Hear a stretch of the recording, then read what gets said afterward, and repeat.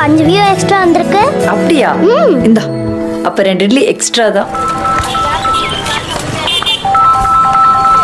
Hello, beetroot இல்லை sir, carrot தான் கிடைச்சது. கேரட் அல்வா வீடியோ பண்ணலாமா?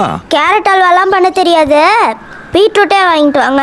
கலர் மட்டும் தான் செஞ்சா பார்க்குறாங்க, வேற என்ன சார், ரெண்டும் ஒன்று தான். ரொம்ப வாய் பேசாம சீக்கிரம் வாங்க. என்ன பறந்தா வர முடியும், வந்துட்டு இருக்கேன்ல. Okay bye.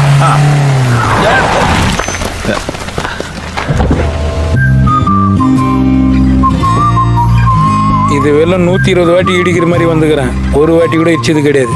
இருந்தாலும் ஏன் பயப்படுற? ஒருவேளை 121வது வாட்டி இடிச்சிட்டிங்கன்னா அடிப்பட்டு ஹாஸ்பிட்டலுக்கு போகிற பதிலா தக்காளியை பொறுக்கிட்டு வீட்டுக்கு போயிடலாம். இப்படியே பேசினாரு. ஒரு நாளைக்கு பிரேக்கே பிடிக்காம தட்டி தூக்கிட்டு 5000 ரூபா ஃபைன் கட்டு போகிறேன். வேற வீட்டு முன்னாடி வண்டி விட வேண்டாம் சொன்னதுக்கு என்னையே இப்படி பண்ணுறீங்க? அதுக்கு விதை போட்டது யாரு? நீ. அதனால தான் அது அவ்வளோ பேசுது. அன்றைக்கி வீட்டு முன்னாடி வண்டி விட்டதுக்கு பேர் என்னத்தம்மா சொல்கிறான்? என் வீட்டு முன்னாடிலாம் வண்டி விடாத, அப்படி விட்றதா இருந்தால் நீ வீடை கட்டி உன் வீட்டு முன்னாடி விடுன்றான். கண்ணாடி, நான் வீடு கட்டுற அளவுக்கு வசதி இருந்தால் நான் ஏன் கால் டாக்ஸி ஓட்ட போகிறேன்? ஏங்க, ஆமாம், அப்படி சொன்னதுக்கு நான் 100 வாட்டி மன்னிப்பு கேட்டேன். நம்ம கிட்ட மன்னிப்பே கிடையாது, வெறும் தண்டனை தான்.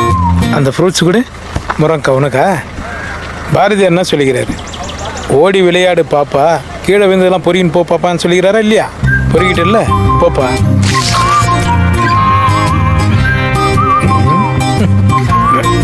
ரிவர்ஸில் போயிடுச்சுலாமா? நெக்ஸ்ட் டைம் பார்ப்போம்.